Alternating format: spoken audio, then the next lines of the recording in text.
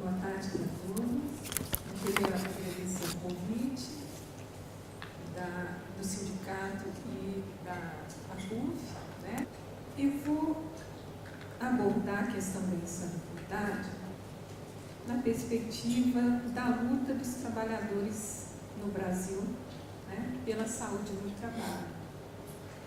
Então, a gente vai estar procurando nessa fala fazer uma abordagem histórica de como os trabalhadores têm discutido as suas condições de trabalho.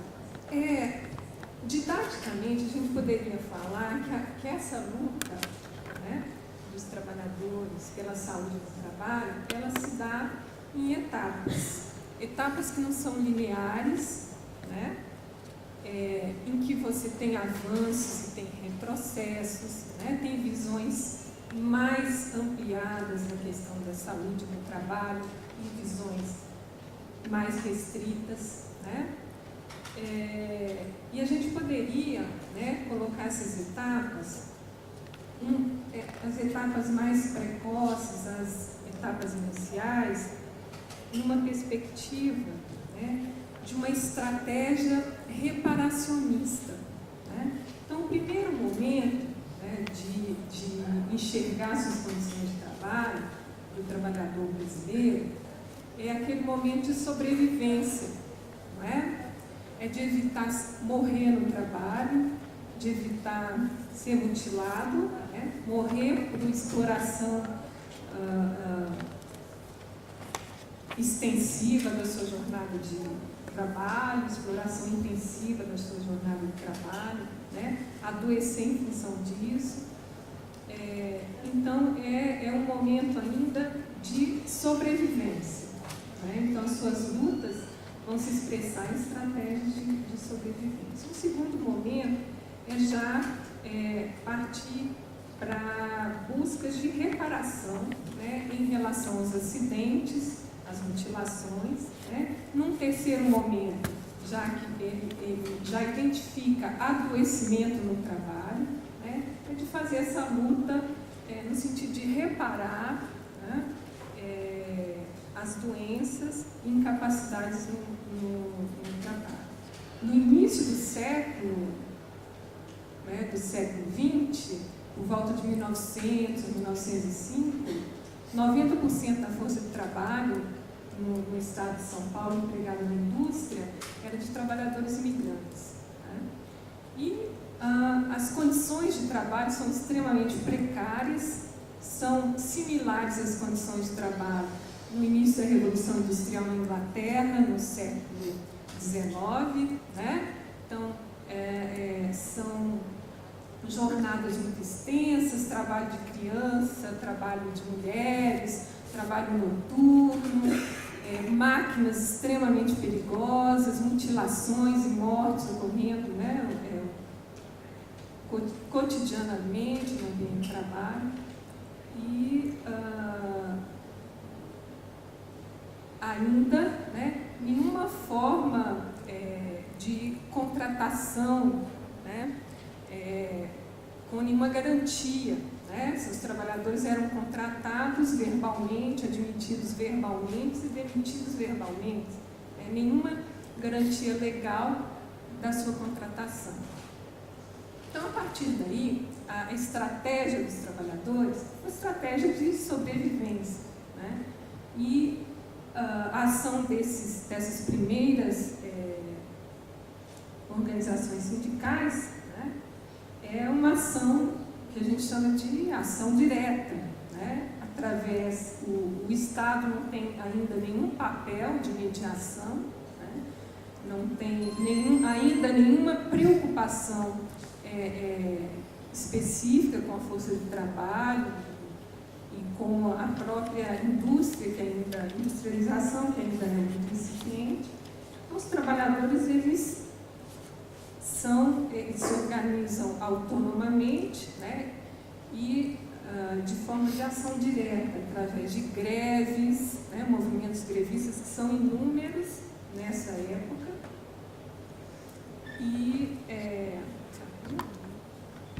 e negociação direta com o patrão, né? E é interessante, a pauta, nesse momento, a pauta dos trabalhadores em relação à saúde é voltada muito para a organização do trabalho, para a jornada do trabalho, para o trabalho de menores, trabalho de mulheres, né? Questão de transformação, mudança de máquinas, né? E também começa aí já esse olhar reparatório dos acidentes de trabalho, né? A questão da indenização dos acidentes de trabalho. Desse movimento,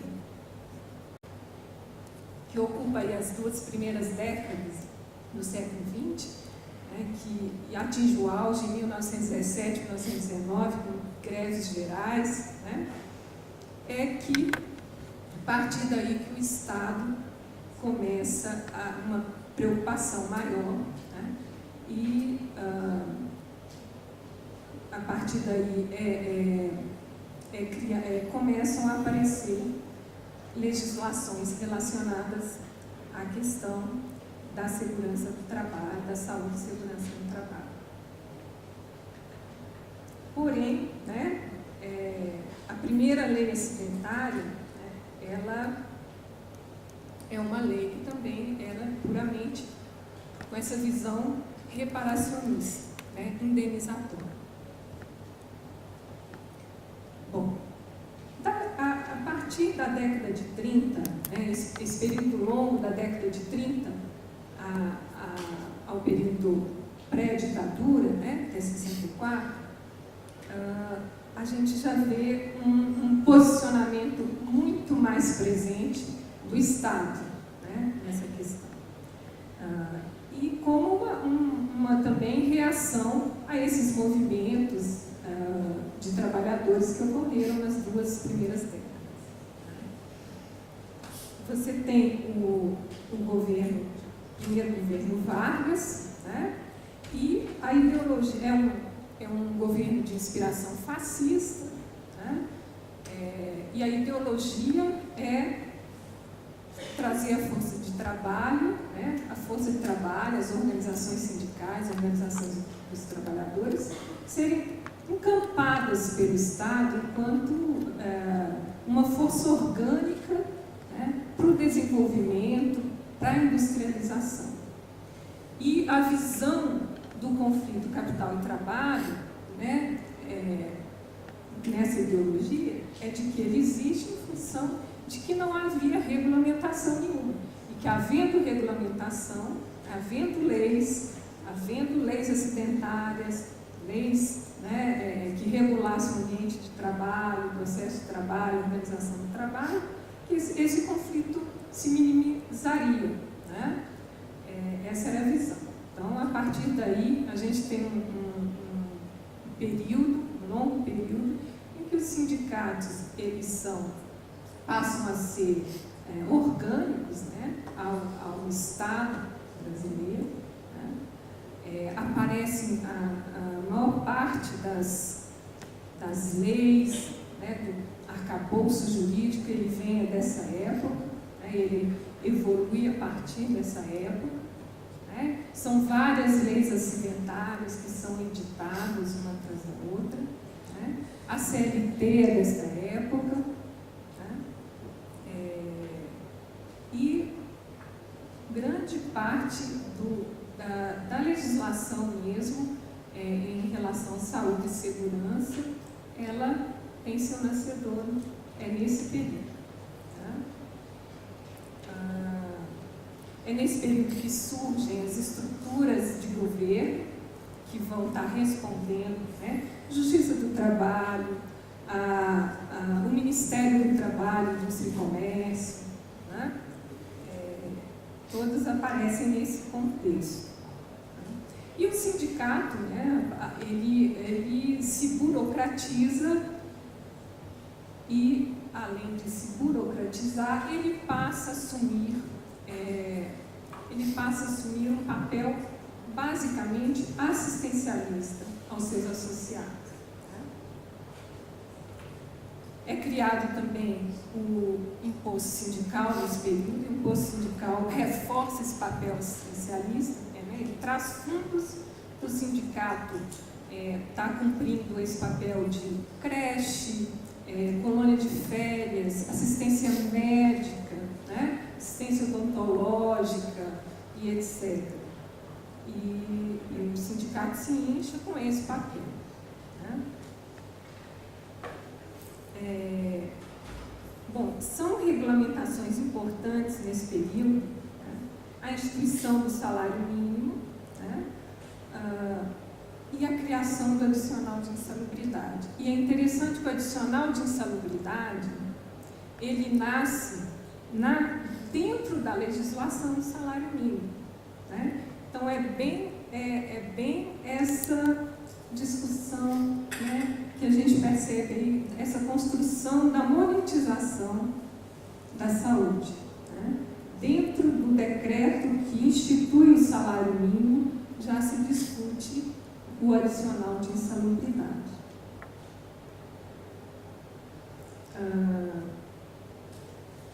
Nesse momento também, né, nesse período, foi em 44, é instituída a CIPA, Comissão Interna de Prevenção de Acidentes, né, que é a organização de trabalhadores no local de trabalho, é instituída a sua obrigação e os trabalhadores começam também a se organizar nos ambientes de trabalho.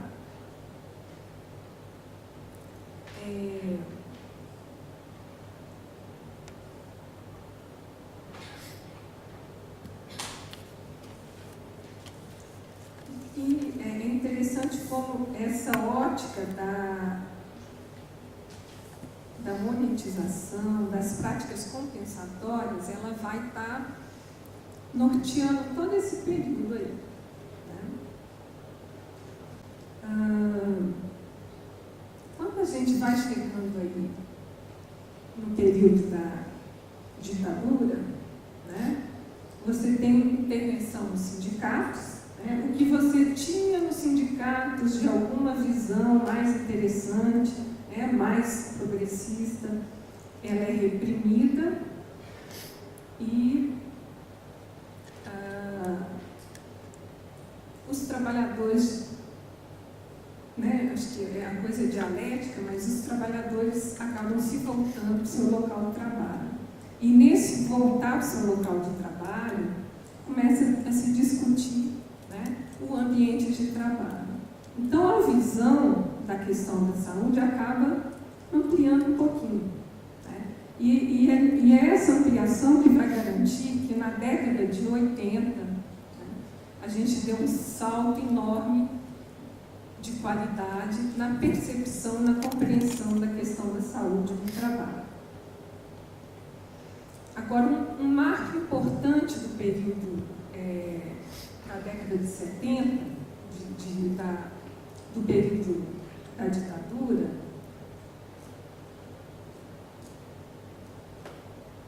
o período do milagre, né? É que você tem um desenvolvimento econômico acentuado e você tem uma precarização violenta das condições de trabalho simultaneamente.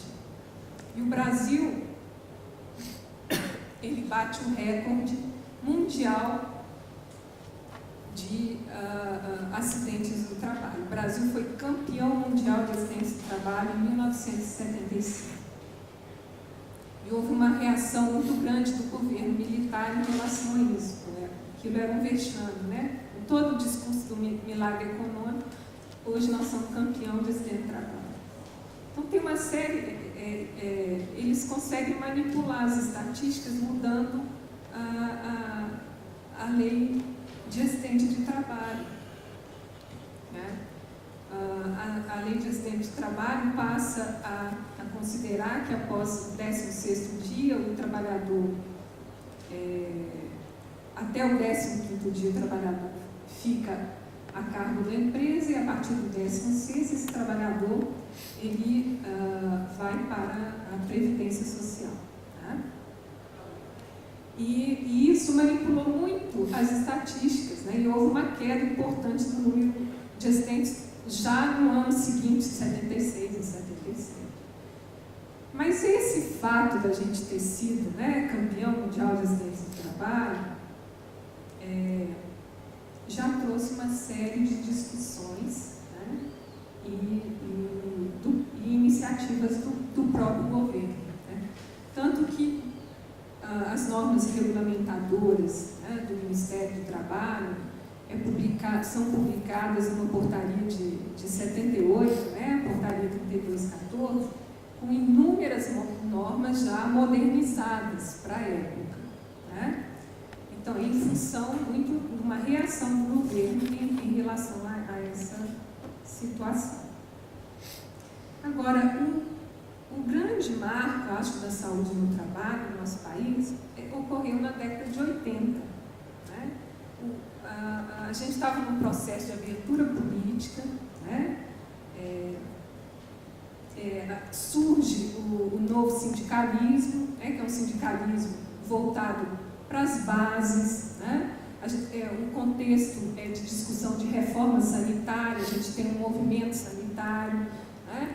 A gente tem experiência da reforma sanitária italiana, em que foi muito central a reforma sanitária italiana. A questão da saúde no trabalho teve uma centralidade muito grande. Os sindicatos italianos participaram muito, transformaram muito a realidade de trabalho, né, nos seus locais de trabalho, e a própria realidade sanitária e de modelo assistencial para os trabalhadores, né? Então, esse processo foi muito rico para trazer subsídios também aqui para o movimento sindical.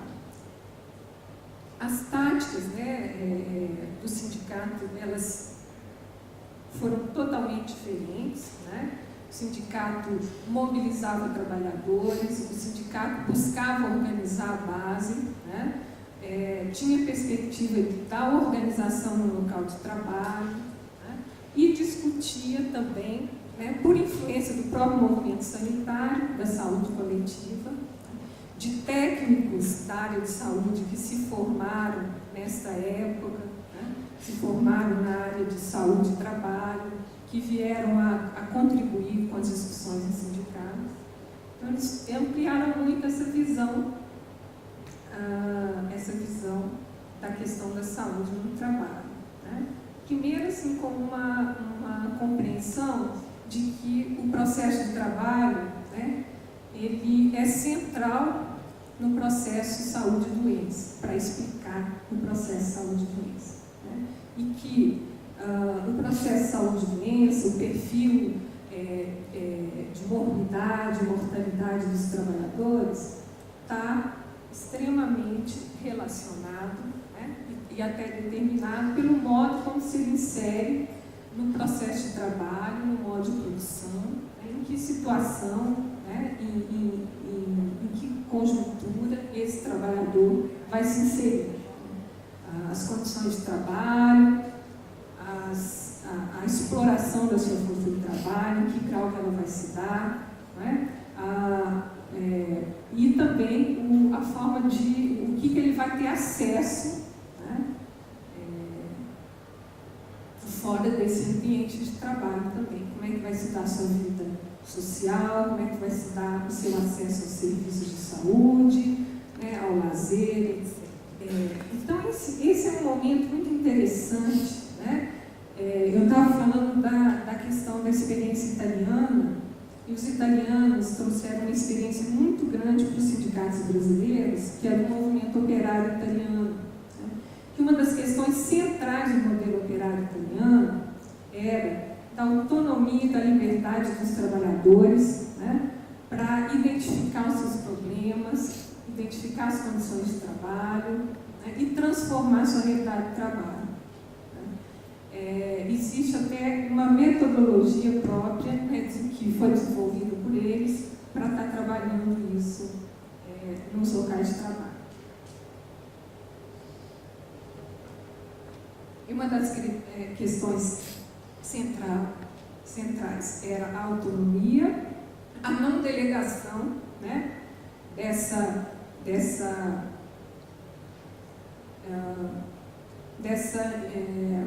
capacidade de estar intervindo nas suas condições de trabalho, e também uma crítica muito grande à questão da monetização do risco. Né? Mas a Itália teve um passado também fascista, né? Essa questão do adicional de insalubridade também era muito vigente, e essa estratégia da reparacionista era muito presente. Então, esse movimento ajudou muito a trazer essa reflexão, né, da crítica à monetização do risco aqui também para o Brasil. Nesse período, a gente tem a organização dos sindicatos, né, criando estruturas específicas para fazer essa discussão da saúde. Né? Em 1980 foi criado o DIESAT, Departamento Intersindical de Estudos e Pesquisa em Saúde no Trabalho, né? Que era uma entidade mantida, intersindical, mantida por vários sindicatos, né? E que teve um papel fundamental nessa década. Ele centralizou, e as produções os trabalhos, pesquisas que o DIESAT desenvolveu foram muito importantes nessa época. E uma das questões que ele batalhou muito foi essa discussão da insalubridade. Né?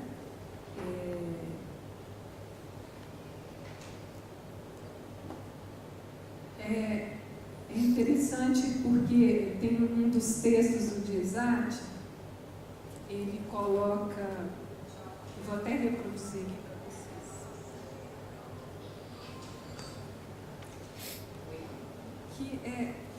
que essa questão, por exemplo, que adicional de insalubridade é completamente diferente de insalubridade. Não é?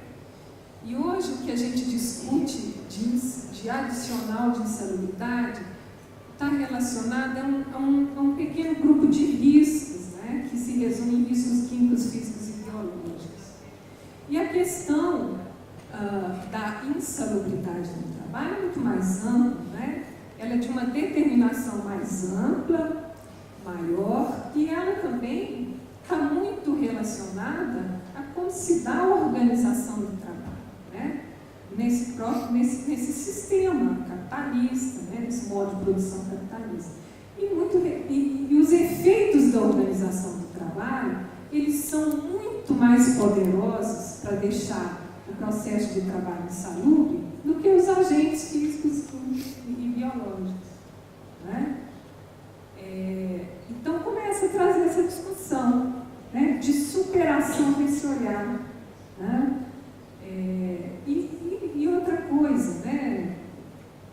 Porque tinha uma contradição nesse discurso também, que era o seguinte: adicional de insalubridade. O que nós estamos querendo? Nós estamos querendo taxar o capital. Nós estamos querendo deixar o trabalho mais caro do capital. É irrelevante o peso que o adicional de insalubridade tem, né, em relação ao lucro do capital. Né? Então é uma coisa muito, né, de certa forma, assim, queria-se muito. Existia uma tendência em defender o adicional de insalubridade com essa visão.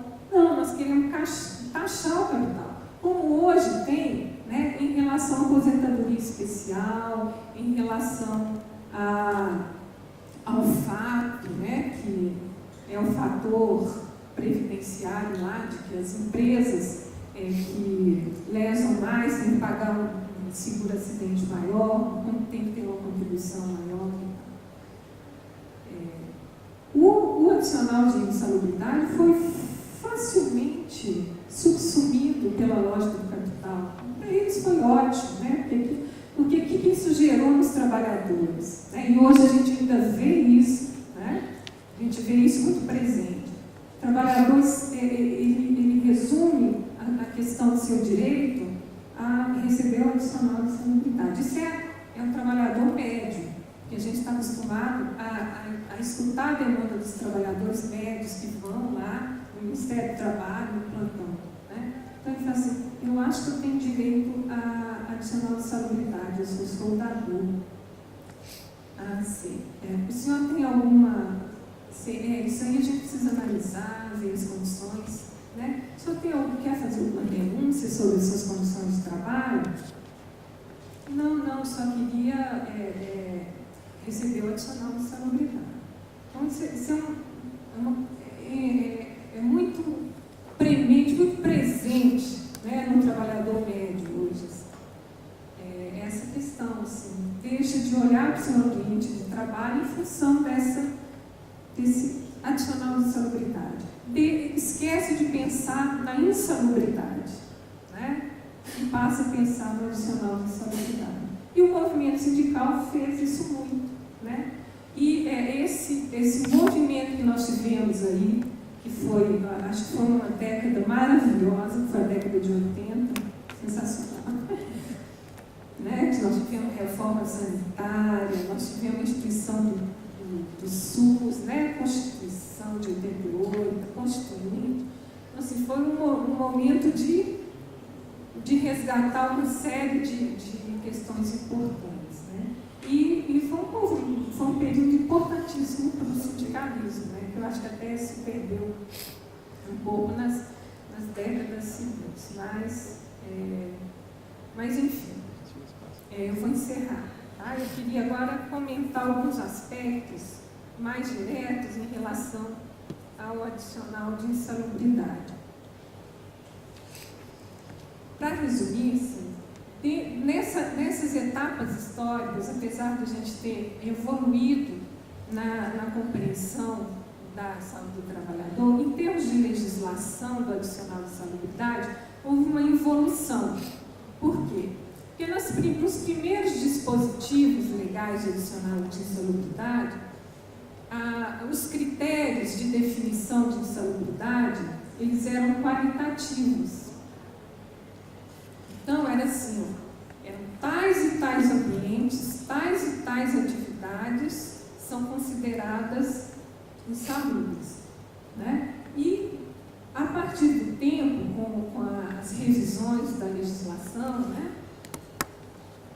os critérios passaram a ser quantitativos. Né?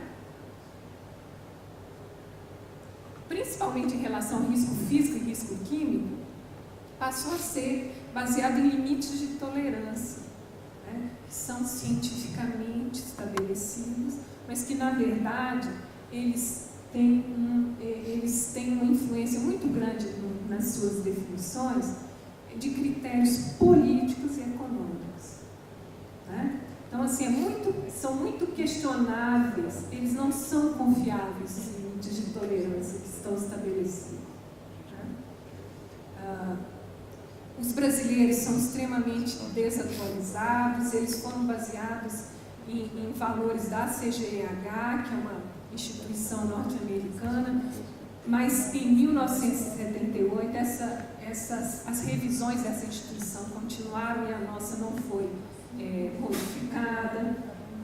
Limite de tolerância não quer dizer que abaixo dele o trabalhador está em segurança, o trabalhador não vai sofrer efeitos da saúde. Né? Limite de tolerância é atribuída a uma média, não a um trabalhador com sua especificidade, né, com seu corpo individual. Né? São diversos aspectos assim, que contribuem para a gente desqualificar os critérios também para considerar um ambiente insalubre. Né? Assim, eu acho que o próprio conceito, né, adicional de insalubridade é uma coisa triste de lidar. E os critérios utilizados para definir esse adicional de insalubridade, eles são assim, chegam a ser estúpidos mesmo. Né? Primeiro, em relação, eu estou falando na perspectiva da norma regulamentadora do Ministério do Trabalho, né, que diz respeito a todos os trabalhadores seletistas. Tá?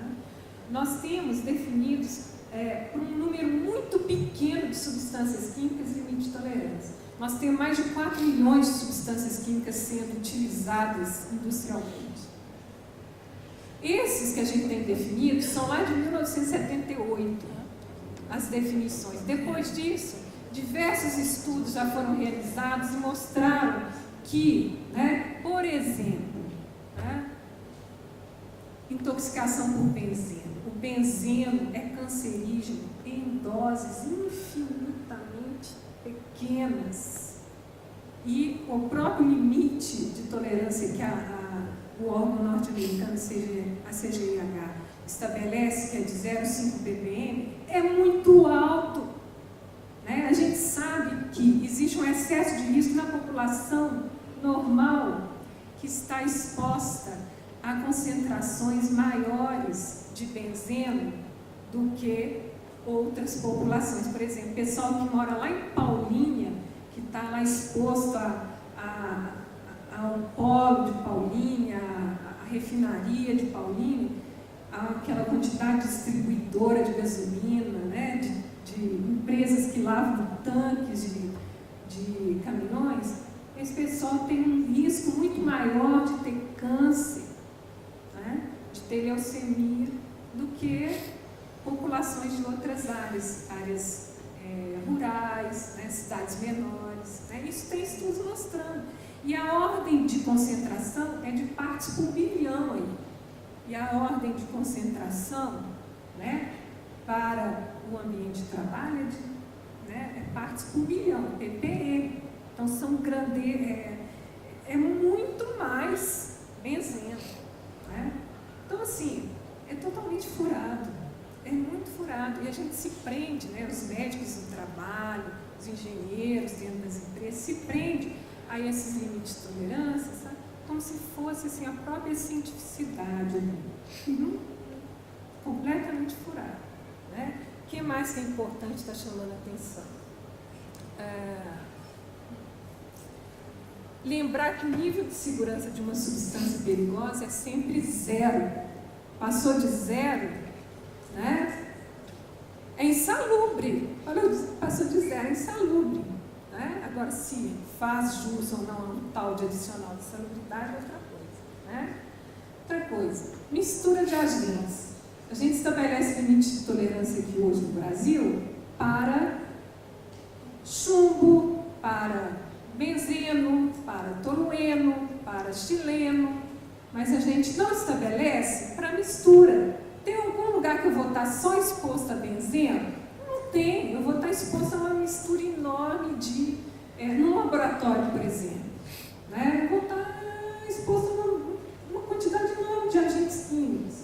E eles interagem, existe sinergia no organismo, tem uma toxicodinâmica diferente de se ele estiver sozinho ali.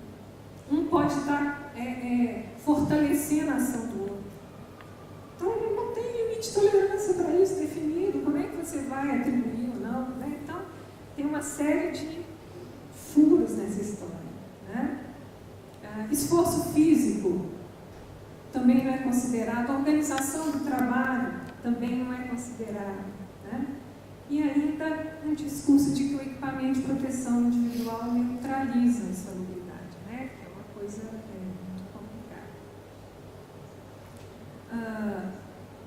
Para terminar, tem algumas questões que eu acho que depois a gente podia colocar no debate, que são as pautas, as pautas atuais do movimento sindical estão sendo colocadas e recolocadas em relação à saúde do trabalho, mas depois a gente pode colocar isso. E o que tem sido positivo em termos de atuação também do movimento sindical na área de saúde e trabalho. Mas para terminar, eu vou ler uma frase que está numa das produções, das publicações do DIESAT, que é esse órgão que eu chamei a atenção de vocês, em relação à insalubridade. Qualquer trabalho, na forma como é realizado, organizado e apropriado de modo de produção capitalista, é por natureza insalubre. Isso significa que quando o trabalhador vende sua força de trabalho, perde sua saúde. independente da sua vontade. Né? O adicional de insalubridade é apenas uma confissão descarada e limitada disso. Né? Extremamente limitada. Ele só vai mostrar, ele só vai confessar uma partezinha muito pequena da insalubridade. Né? Bom, eu acho que vou ficando por aqui e depois no debate a gente continua.